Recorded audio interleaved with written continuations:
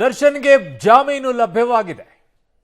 Medical ಬೇಲ್ಗಳಿದ್ದಂತ Darshan ಈಗ regular bale ಸಿಕ್ಕೊಂಡಿದೆ.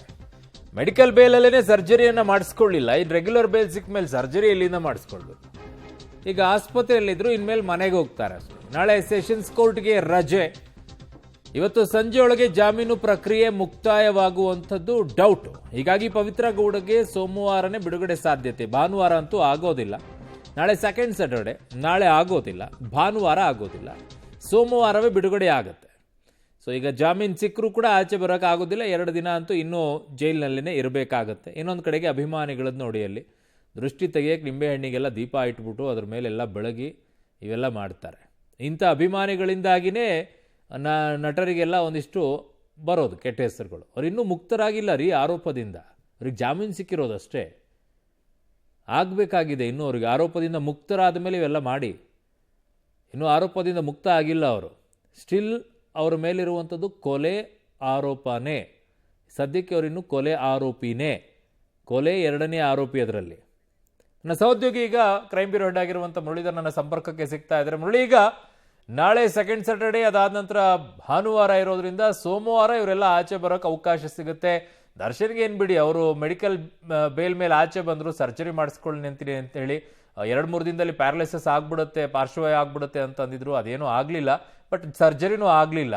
ಆದರೆ ಈಗ ರೆಗ್ಯುಲರ್ ಬೇಲ್ ಸಿಕ್ಕ ಮೇಲಂತೂ ಇನ್ನು ಸರ್ಜರಿ ಮಾಡಿಸ್ಕೊಳ್ಳೋದೇ ಇಲ್ಲ ಅಂತ ಕಾಣಿಸುತ್ತೆ. ಫಿಲ್ಮ್ ಶೂಟಿಂಗ್ ಎಲ್ಲ ಹೋಗ್ಬೋದಂತ ಏನು ಕತೆ? ಬಹುತೇಕ ಆ ರೀತಿಯ ಅನುಮಾನಗಳಿರುವಂಥದ್ದು ಅರುಣ. ಯಾಕೆಂದ್ರೆ ಇದುವರೆಗೂ ಕೂಡ ಕಳೆದ 6 ವಾರಗಳಿಂದನೂ ಕೂಡ ಕನ್ಸರ್ವೇಟಿವ್ ಟ್ರೀಟ್ಮೆಂಟ್ ಆ ರೀತಿ ವಿಚಾರಗಳನ್ನೇ ಮುನ್ನೆಲೆಗೆ ತಂದು ಕೋರ್ಟ್ನಿಂದ ಪತ್ತೆ ರಿಲೀಫ್ ಅನ್ನು ಪಡ್ಕೊಳ್ಳುವಂತ ಪ್ರಯತ್ನಗಳನ್ನ ಮಾಡ್ತಾ ಇದ್ರು. ಜೊತೆಗೆ ಇದಕ್ಕೆ SPP ಅವರು ಆಕ್ಷೇಪವನ್ನು ಎತ್ತಿದ್ರು. ಆದ್ರೆ 11ನೇ ತಾರೀಕು ಆಪರೇಷನ್ ಅನ್ನ ಮಾಡ್ತೀನಿ ಅಂತ ಹೇಳಿದ್ರು. ಆದ್ರೆ 11ನೇ ತಾರೀಕು ಅವರ ಆಪರೇಷನ್ ಆಗಿಲ್ಲ. ಈಗ ರೆಗ್ಯುಲರ್ ಬೇಲ್ ಇರೋ ಹಿನ್ನೆಲೆಯಲ್ಲಿ ಇಂಟ್ರೀಮ್ ನ ಬೇಲ್ ನ ರೂಲ್ಸ್ ಗಳನ್ನ ಫಾಲೋ ಮಾಡುವಂತ ಅವಶ್ಯಕತೆಗಳು ಇರಲ್ಲ. ಈಗ ಅವರು ಆಪರೇಷನ್ ಅನ್ನ ಮಾಡಿಸಬಹುದು ಅಥವಾ ಆಪರೇಷನ್ ಅನ್ನ ಮಾಡಿಸ್ತಾ ಇರುವಂತ ವ್ಯವಸ್ಥೆಗಳು ಕೂಡ ಸದ್ಯಕ್ಕೆ ಇರುವಂತದ್ದು. ಬಹುತೇಕ ಈ ರೀತಿಯ ಸಾಧ್ಯತೆಗಳ ಇರೋ ಹಿನ್ನೆಲೆಯಲ್ಲಿ ದರ್ಶನ್ ಅವರು ಮತ್ತೆ ಆಪರೇಷನ್ ಅನ್ನ ಮಾಡಿಸ್ತಾರೆ ಅನ್ನೋ ನಿರೀಕ್ಷೆಗಳಂತೂ ಸುಳ್ಳು.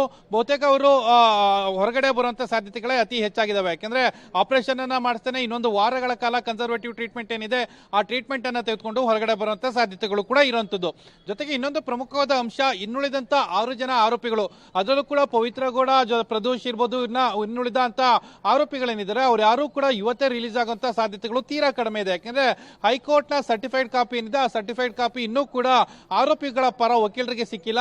ಇವತ್ತು ಅದು ಸಿಕ್ಕಿದ ಬಳಿಕ ಅದನ್ನ ಟ್ರಯಲ್ ಕೋರ್ಟ್ಗೆ ತೆಗೆದುಕೊಂಡು ಹೋಗಬೇಕು. ಜೊತೆಗೆ ಷರತ್ತುಗಳು ಏನೇನು ವಿಧಿಸಿದ್ದಾರೆ ಅನ್ನೋದ್ರ ಬಗ್ಗೆ ಇನ್ನೂ ಕೂಡ ಸ್ಪಷ್ಟವಾದ ಮಾಹಿತಿಗಳು ಸಿಗ್ತಾ ಇಲ್ಲ. ಅಂದ್ರೆ ಇಬ್ಬರು ಶ್ಯೂರಿಟಿ ಅನ್ನೋದ್ರ ಬಗ್ಗೆ ಸಿಗ್ತದೆ. ಆದ್ರೆ ಇಬ್ಬರು ಶ್ಯೂರಿಟಿಗಳ ಜೊತೆಗೆ ಬಾಂಡ್ ಅನ್ನ ಕೊಡುವಂತದ್ದು ಇರ್ಬೋದು, ಇದೆಲ್ಲದ್ರ ಬಗ್ಗೆನೂ ಕೂಡ ಒಂದಷ್ಟು ಪ್ರಕ್ರಿಯೆಗಳಿದ್ದಾವೆ. ಆ ಪ್ರಕ್ರಿಯೆಗಳನ್ನ ಇನ್ನೇನು ಕೆಲವೇ ಗಂಟೆಗಳಿಗಾಗಲೇ 3:30 ಇನ್ನ 1-1.5 ಗಂಟೆ ಒಳಗಾಗಿ ಆ ಪ್ರಕ್ರಿಯೆಗಳನ್ನ ಮುಗಿಸುವಂತ ಸಾಧ್ಯತೆಗಳು ತೀರಾ ಕಡಿಮೆ ಇರ್ತದೆ. ಆ ಹಿನ್ನೆಲೆಯಲ್ಲಿ ನಾಳೆ ಶನಿವಾರ ಕೋರ್ಟ್ನ ಕಲಾಪಗಳು ಯಾವುದು ಕೂಡ ಇರೋದಿಲ್ಲ. ಆ ಹಿನ್ನೆಲೆಯಲ್ಲಿ ಸೋಮವಾರದ ನಂತರವೇ, ಇವತ್ತು ಸರ್ಟಿಫೈಡ್ ಕಾಪಿಯನ್ನ ತೆಗೆದುಕೊಂಡ್ರು ಕೂಡ ಸೋಮವಾರದ ನಂತರವೇ ಈ ಆದೇಶದ ಪ್ರಕ್ರಿಯೆಗಳೇನಿತ್ತು, ಅವರ ಷರತ್ತುಗಳೇನಿತ್ತು ಅದನ್ನ ಪ್ರಕ್ರಿಯೆಯನ್ನ ಪೂರ್ಣಗೊಳಿಸಬೇಕು. ಪೂರ್ಣಗೊಳಿಸಿದ ಬಳಿಕ ಸೋಮವಾರದ ಸಂಜೆ ಬಳಿಕ ಅವರು ಬಿಡುಗಡೆಯಾಗಂತ ಸಾಧ್ಯತೆಗಳೇ ಅತಿ ಹೆಚ್ಚಾಗಿರುವಂತದ್ದು. ಅರುಣ್, ಈಗ ಮೊದಲನೇ ಆರೋಪಿಗೆ ಬೇಲ್ ಸಿಕ್ಕಿದೆ ಅಂದ ಮೇಲೆ ಇನ್ನುಳಿದಂತ ಆರೋಪಿಗಳಿಗೂ ಸಹಜವಾಗಿ ಸಿಗತ್ತೆ.